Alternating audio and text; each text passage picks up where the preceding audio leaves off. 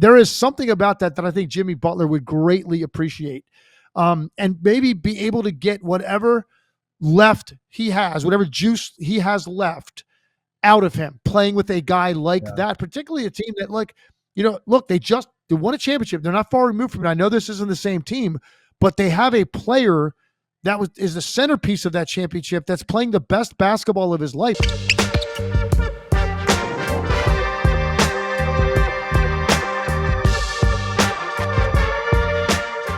Shams Charania is reporting that the Heat are open to fielding inquiries about Jimmy Butler. He can become a free agent this summer. He's obviously a very loud and unique player. And he cited, or Shams Charania cited, there's 3 spots that he would be interested in landing. Houston, which is where he's from, Dallas, and then the Golden State Warriors. And then Shams added, it's his preference to land on an immediate contender.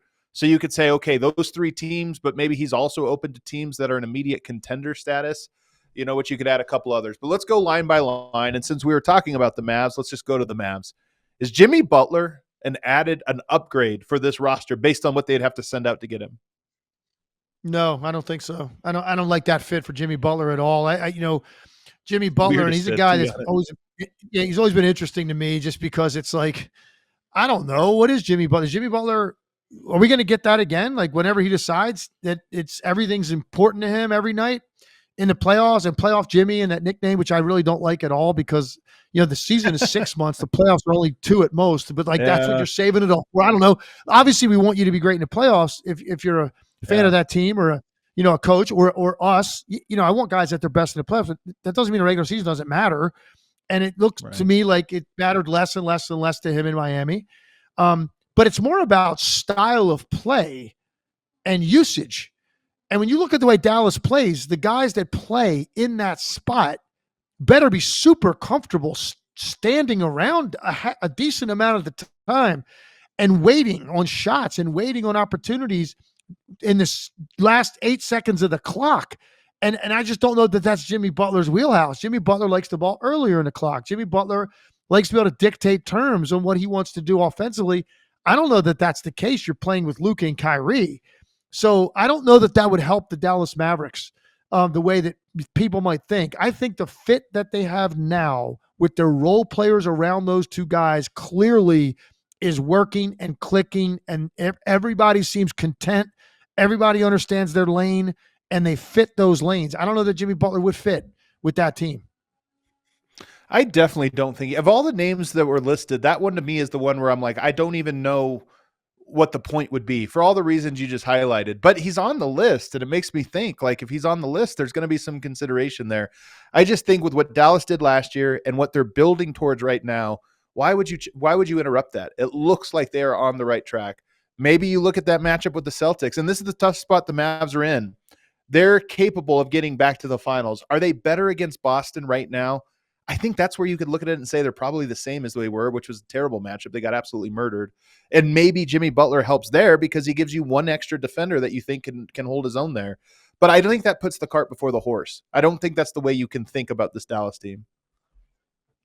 I totally agree with you. And that to me seems like a real long shot, other than the fact that Dallas over the years, I think, is a team that they look, and now that they have Luka too, in the Luka era, like they're going to think outside the box a little bit in ways to try to give them the best chance while they have him. They would maybe pull the trigger on something like that, but I honestly don't think that that's a guy they're looking at and saying, now that would be the tipping point to get us over the top to be able to play against Boston. Because look, defensively, if Jimmy Butler's in that mindset, he's an elite level defender. I just think offensively, I don't know that that's as good a fit as the role players they have now that are very accepting of the limited opportunities they're going to have and the limited windows of opportunities to be able to do what they do offensively. Jimmy Butler needs bigger windows for that. He needs more space. He needs more dribbles. He needs all that to be able to operate effectively. You're not going to get that in Dallas. All right, the next 2 are more interesting, though, and we'll start with Golden State here. It's more interesting because obviously they need another star player. They need somebody, in the non-Curry minutes to do something offensively, which he could do. And then defensively, he fits. I mean, they're a phenomenal defensive team. To make that deal work, I think you're almost certainly giving up Andrew Wiggins in it, so that would be like the centerpiece of it. Do you like his fit there? Better than Dallas, but still not as much as probably a couple other teams that we might get into.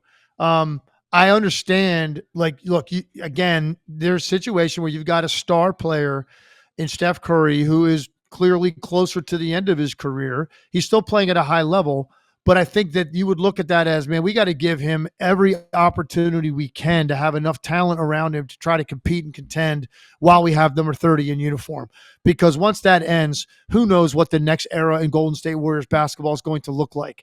And so you give yourself maybe a better opportunity with a guy with a ton of playoff experience, a guy that's been very good under pressure situations. He plays both ends of the floor, which Golden State is doing this year. And I don't know that he would, I don't think that, like, the way that Andrew Wiggins plays and has to play off those guys is that different than what Jimmy Butler would be doing. And he would probably just do that at a higher level than Wiggins on a nightly basis. So I could actually see, if it were a Wiggins or a Kuminga, it's probably going to have to be one of those guys at least. I can honestly see actually Golden State maybe being slightly better, but still not, to me, anything that I go, okay, wow, now Golden State's got a legitimate shot to run through the West by adding Jimmy Butler.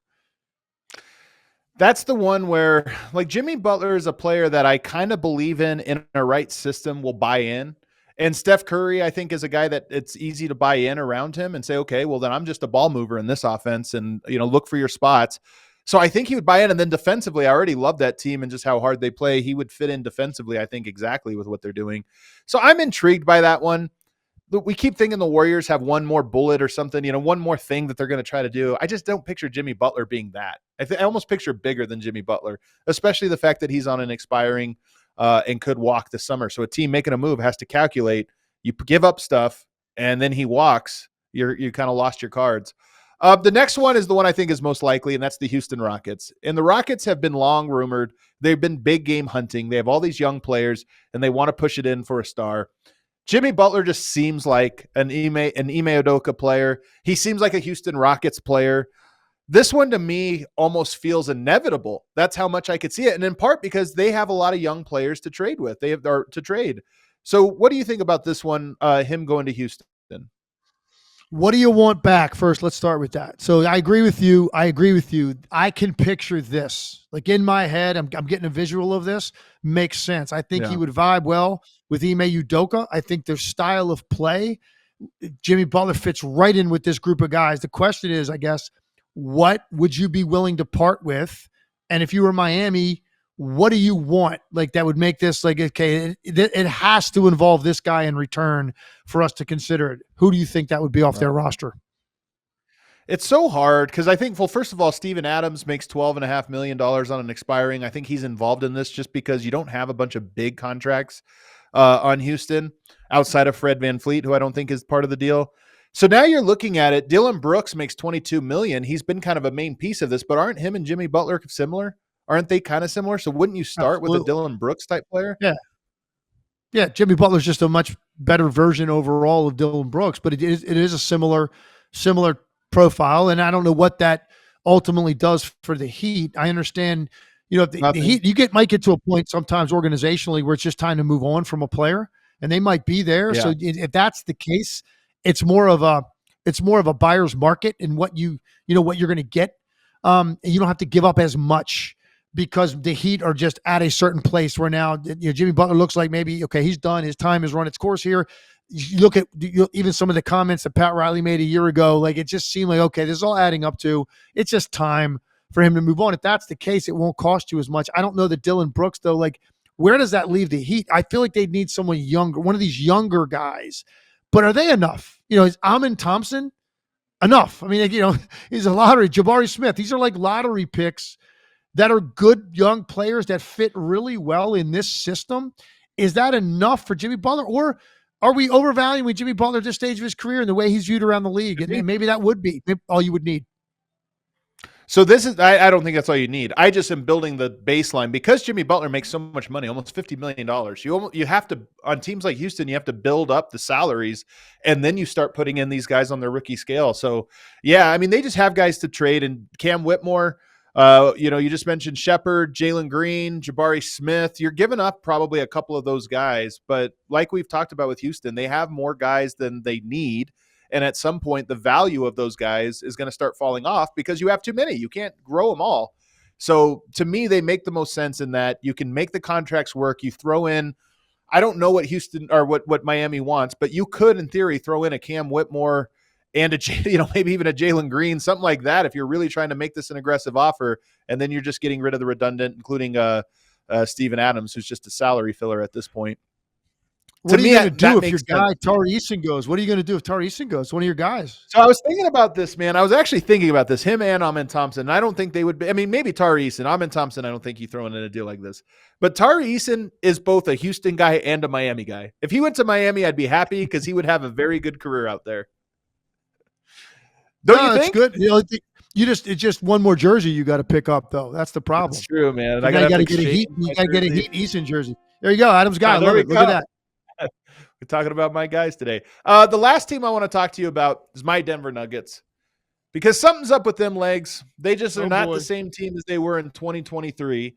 There's a weird vibe around them. Jamal Murray's, of course, been terrible. Now he's injured again and might be out for a while. Something's off with this team. Yoke's shooting 30 times a night right now, which is very uncharacteristic. And you look at it and wonder if things have gotten stale.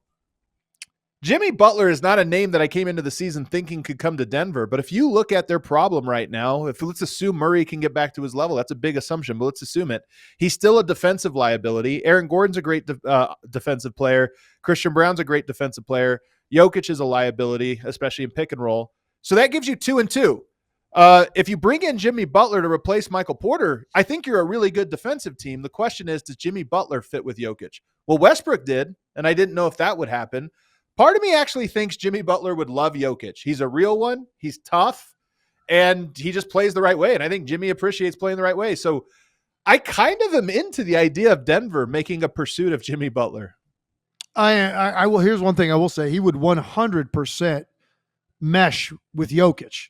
Well, because Jimmy Butler, he can be at times frustrating because of the way he treats the regular season in a lot of regards. Yeah.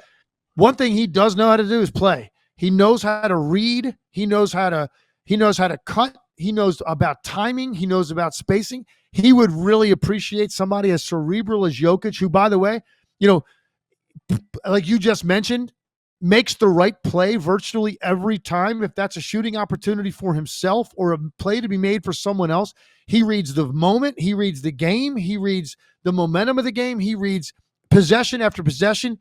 Everything he does is about doing things the right way, and it's in its most simplistic form. There is something about that I think Jimmy Butler would greatly appreciate, and maybe be able to get whatever left he has, whatever juice he has left out of him, playing with a guy like that, particularly a team that, look, they won a championship. They're not far removed from it. I know this isn't the same team, but they have a player that is the centerpiece of that championship that's playing the best basketball of his life. Like, there's been no discernible drop-off out of Jokic. He's actually playing better. Jimmy Butler would look at that situation and say, you know what, man? The pieces are in place. They already know how to win. They've been through big moments in the playoffs together. They're just missing me. If it's Jimmy Butler, that's what he'd be telling himself. And so I think he would relish the opportunity to play with somebody like Jokic. I really do, because I think Jimmy Butler's a really smart player that would appreciate the IQ of Jokic and how easy he makes the game. And Jokic and Westbrook have developed a two-man chemistry in very similar fashion. Like, if you just veteran players know how to play the game and they have a chemistry, I think Jokic and Jimmy Butler would have one. I would even wonder if that was the case and you brought Jimmy Butler in, one way to make the spacing work, because you lose shooting, right? Michael Porter's a shooter. Denver already really struggles with shooting. Well, one way you would replace it is if your late game offense is Butler and Jokic, not Murray and Jokic, but Jimmy Butler and Jokic. And now Murray is a floor spacer, as a secondary ball handler. It's a huge disruption, but to be honest with you, Jamal Murray might be a third option guy right now at this stage of his career with how he's fallen off. And Jimmy Butler, I just know, would have chemistry with Jokic because of his ability to run that two-man game would really work. And then the bench, Denver's bench needs some help, and they've never had a bench. I think if you just gave Jimmy Butler the non-Jokic minutes and said, that's yours, run free, try to create something, he's comfortable in that zone.